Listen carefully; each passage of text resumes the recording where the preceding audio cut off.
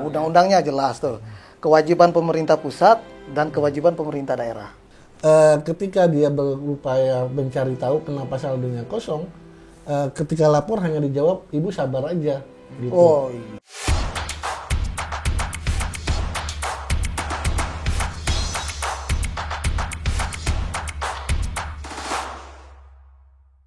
Halo Sobat Fitra, salam transparansi. Kembali lagi dengan saya Gurnadi Ridwan. Kita hari ini akan ngobrol santai bersama para narasumber kita tentang isu Bansos DKI. Kebetulan saya ditemani oleh Kang Amo, sapaan akrabnya, dari Fitra Sukabumi. Halo Sob Fitra. Dan juga ada Bung Dika. Ini salah satu penggerak sosial masyarakat gitu ya, terkait dengan isu bantuan sosial dari SPRI. Halo Sobat Fitra. Di sini saya mau tanya nih, kurang lebih penilaian Kang Amo dan Bung Dika terkait perjalanan bansos, khususnya mungkin di era pandemi itu seperti apa nih? Mungkin dari Kang Amo dulu. Oh iya, Kang Adi dan Sobat Fitra ya. Yang pertama kita perlu paham dulu nih, kalau kita ngobrolin soal bansos, yang perlu kita pahamkan adalah itu kewajiban pemerintah. Ya, dan sudah ada di undang-undang. Undang-undangnya jelas tuh, kewajiban pemerintah pusat dan kewajiban pemerintah daerah. Ya. Nah, kita hari-hari ini kadang-kadang dihadapkan nih pada situasi, oh ini kewajiban pemerintah pusat, pemerintah daerah nggak ada anggarannya. Nah, selalu lompat seperti itu. Nanti kita cerita banyak lah soal itu. Tapi paling tidak pelaksanaan bansos kita pada era pandemi saat ini tuh jadi contoh kayaknya. Toh dalam situasi yang cukup sulit saja Bang Dika, pemerintah bisa kok. Artinya di mana ada kemauan pemerintah atau political will-nya ada, maka kita pasti bisa. Lagi-lagi pasti bisa. Ada alokasi anggaran yang bisa dimainkan oleh pemerintah untuk rakyat. Nah itu poin penting saya pikir. Berarti menurut Kang Amo selama ini sudah berjalan cukup baik ya? Pandemi mengajarkan kita bahwa tata kelola anggaran yang sempit sekalipun itu bisa dialokasikan dengan berdasarkan kebutuhan warga. Betul. Itu bisa. Nanti kita akan lihat pasca nih. 2022 ini kan mulai agak mendingan ya. Situasinya sudah mulai bergeliat. Apakah pasca pandemi ini pemerintah dengan kelonggaran anggaran bisa mengalokasikan bantuan-bantuan sosial atau perlindungan sosial dalam bentuk apapun nanti. Kita coba mendorong kredit nanti ya, kita bicara soal banyak hal. Nanti setelah Bang Dika kita dengar dari Bang Dika nanti. Iya. Bang Dika, kalau menurut Bang Dika nih, Bung Dika nih gimana Bu? Menurut Bung Dika tuh selama ini evaluasinya ataupun penilaian khususnya oleh kawan-kawan SPRI di tingkat daerah gitu. Iya, terima kasih. Ini pertanyaan cukup menarik ya. Jadi sebelumnya mungkin saya perlu perkenalkan ya. Jadi saya Dika Muhammad, saya mewakili teman-teman Serikat Perjuangan Rakyat Indonesia. Jadi sejak beberapa tahun belakangan ini memang kami kan konsen melakukan advokasi dan monitoring ya terkait dengan program-program perlindungan sosial.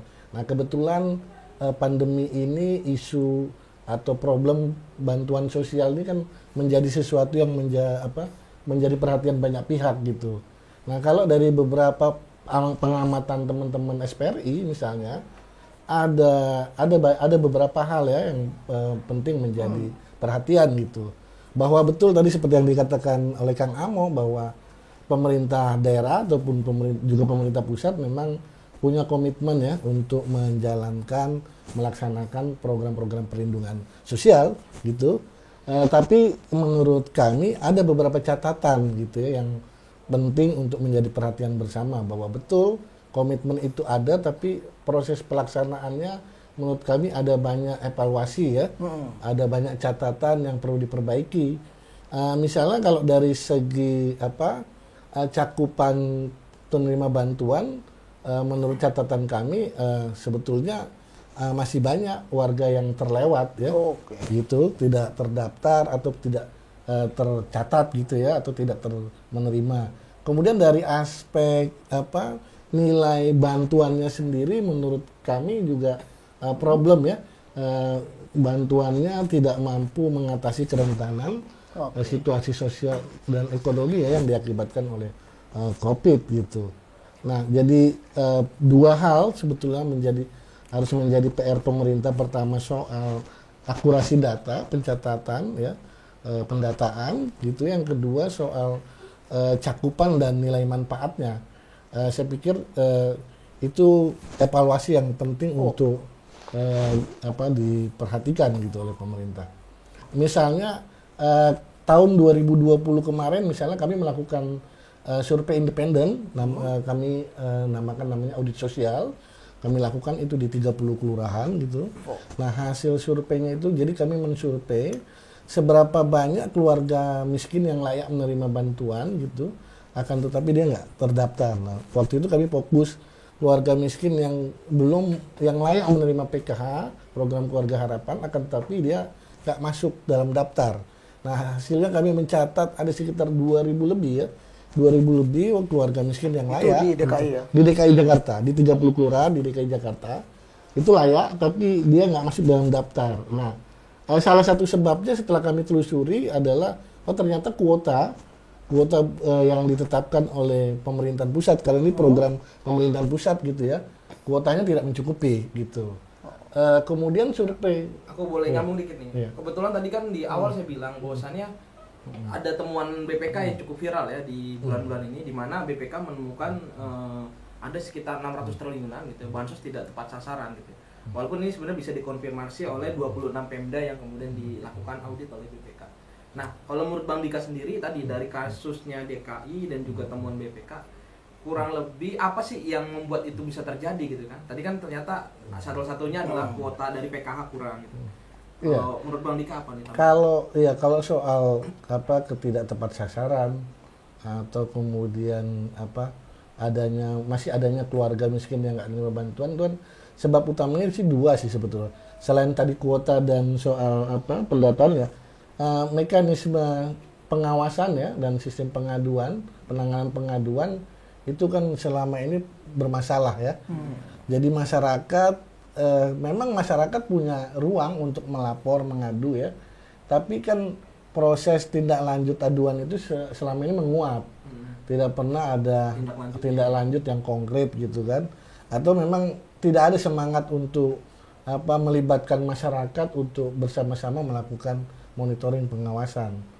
Itu saya pikir itu problem besar yang kenapa terjadi yang disampaikan temuan BPK gitu ya, salah satunya mekanisme pengawasan sama mekanisme pendataan gitu, problem di dua hal itu. Berarti kan kalau nggak salah auditnya teman-teman itu kan 2020 ya. 2020 temuan betul. BPK itu tahun anggaran 2021. Artinya memang selama 2 tahun terakhir pandemi ini memang cukup bermasalah ya. Iya, kalau dari pengamatan lapangan kami ya, hasil survei kami ya seperti itu faktanya. Jadi terkonfirmasi hasil survei kami terkonfirmasi oleh temuan BPK gitu. Walaupun tahun selanjutnya ya. Nah, kalau dari Kang Amos sendiri nih Kang, kurang lebih apa sih yang membuat permasalahan itu bisa terjadi gitu ya? Apalagi kan ternyata tidak hanya DKI ya, hampir di daerah-daerah di Indonesia juga ternyata punya problem itu gitu. Oke, tapi sebelum jawab itu saya minum dulu lah ya. Boleh lah. Nggak, pertanyaan Kang Ari tadi itu santai tapi kemudian serius tuh. Nah, apa yang tadi dijelaskan oleh Bang Dika tadi itu menggambarkan situasi ibu kota negara gitu ya. Nah, kalau di pusat atau epicentrum negara saja masih seperti itu, maka dapat kita bayangkan bagaimana daerah-daerah yang jauh dari titik koordinat ibu kota negara kita. Hasil audit BPK dengan 26 daerah itu yang kemudian terindikasi banyak tidak tepat sasaran soal bantuan sosialnya, kemudian keterlambatan dan banyak hal. Saya pikir Bang Dika nanti bisa menceritakan bagaimana penerima bantuan sosial itu ATM atau kartunya, rekeningnya kosong gitu ya. Nah itu kan saldo nol gitu. Nah itu bagian dari cerita-cerita yang dapat menambah atau menguat hasil temuan BPK itu. Nah kalau konteksnya bantuan sosial, kenapa kemudian ini bisa terjadi? Kan selama ini kritik kita sebagai kelompok yang sok-sok memperhatikan pemerintah gitu ya, NGO gitu. Kritik kita adalah memang proses ini tidak begitu mementingkan keterlibatan publik. Ya, betul. Nah, itu yang kemudian yang tadi diceritakan oleh Bang Dika tadi itu, bagaimana publik melakukan pengawasan gitu ya. Kadang-kadang gini, kita menemukan di lapangan gitu ya, termasuk di DKI juga. Nah, masyarakat yang sangat layak dapat bantuan itu tidak dapat bantuan. Sementara di sisi yang lain, masyarakat yang secara ekonominya levelnya agak atas sedikit dari yang tidak menerima bantuan itu mendapat. Nah, kejadian-kejadian seperti ini tidak bisa terjadi atau tidak akan terjadi bila ada keterlibatan publik dalam memverifikasi data yang dilakukan oleh proses pendataan yang dilakukan oleh pemerintah. Nah, ini yang jarang nih. Nah, kita sangat mendorong sekali nih ke depan misalnya ya, si warganya coba mulai dilibatkan orang-orang di level kelurahan, coba membuka ruang. Nah, kalau sudah membuka ruang sampai pada level itu, maka kita akan mudah-mudahan kita akan menghasilkan data yang cukup valid gitu ya, tidak memunculkan kecemburuan sosial. Tapi di sisi yang lain juga, di satu sisi memperbaiki data, di sisi yang lain adalah bagaimana memperluas cakupan.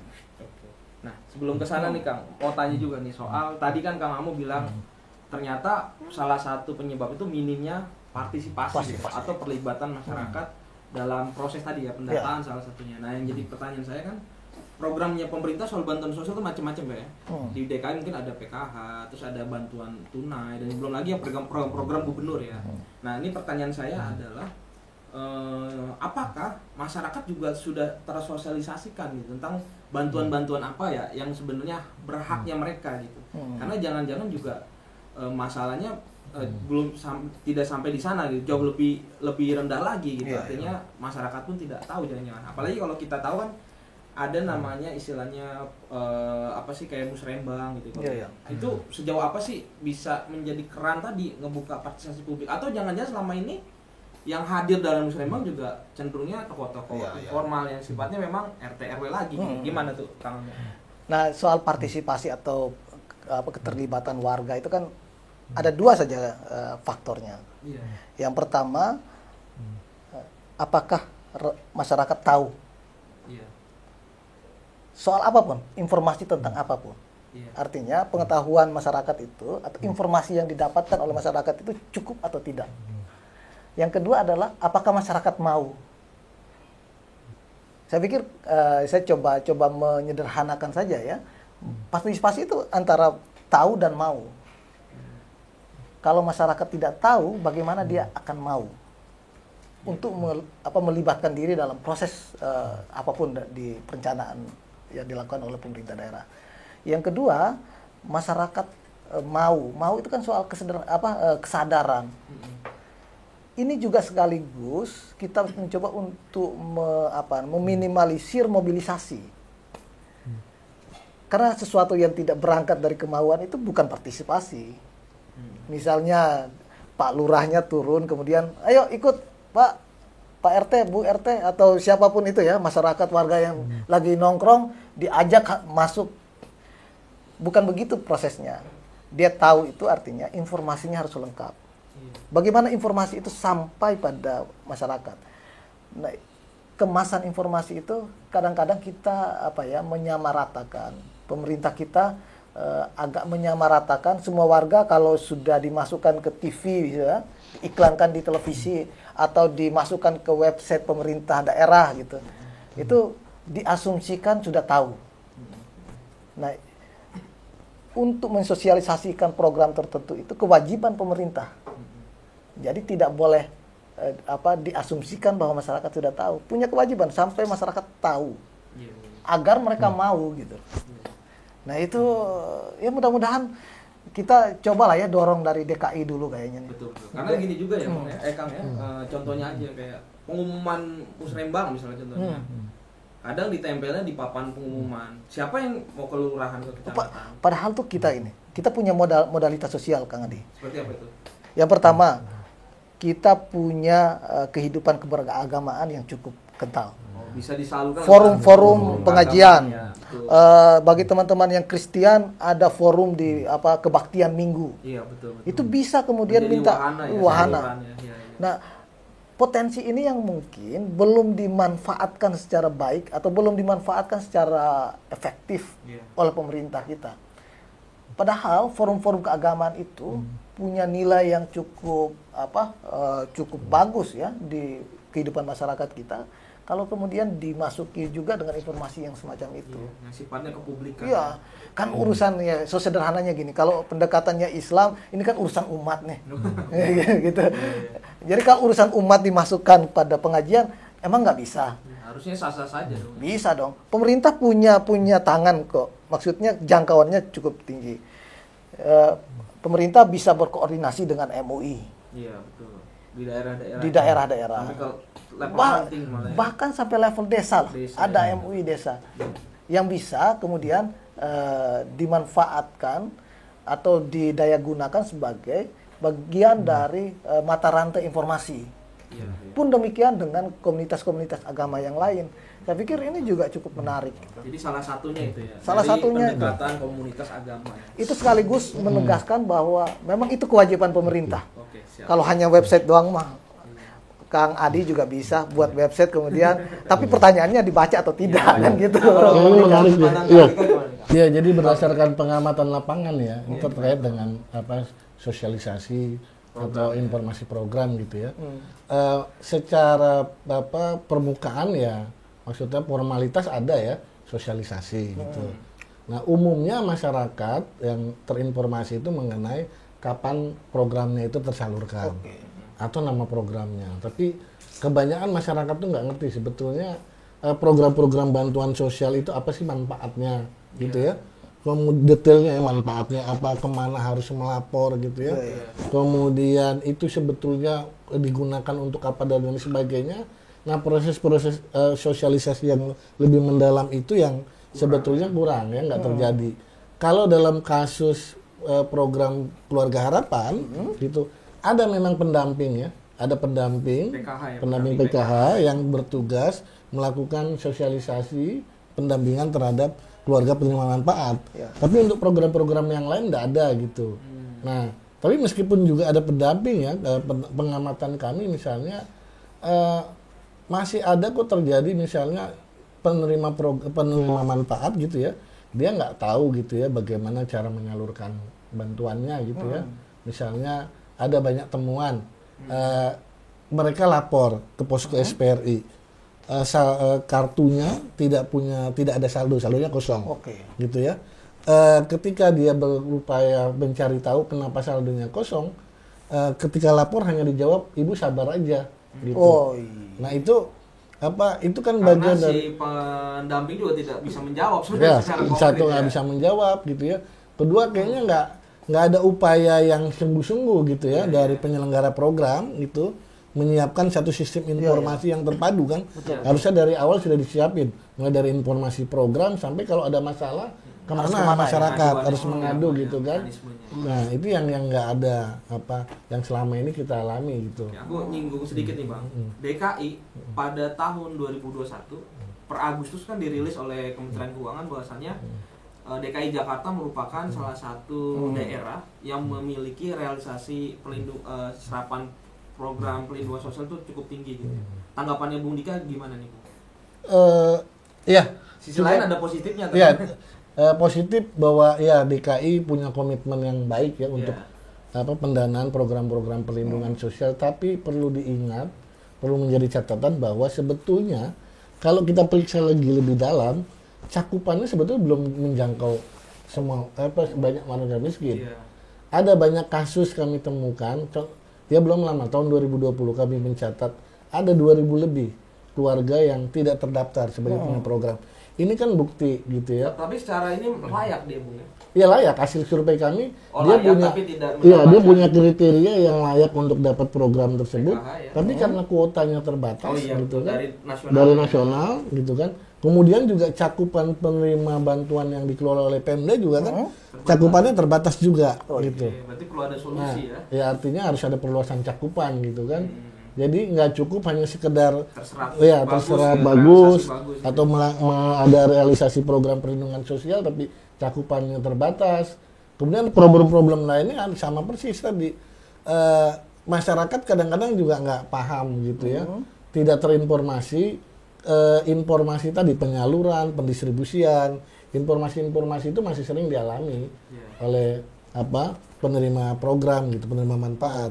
Misalnya harusnya kan ada kepastian dari ini ya program nasional maupun yang DKI ya, harus ada kepastian bahwa misalnya ini didistribusikan kapan, bulan apa, manfaatnya apa saja. Nah, kadang-kadang informasi-informasi itu masyarakat masih suka mengalami hambatan gitu ya, dan itu biasanya informasinya hanya dimiliki oleh pendamping sosial gitu.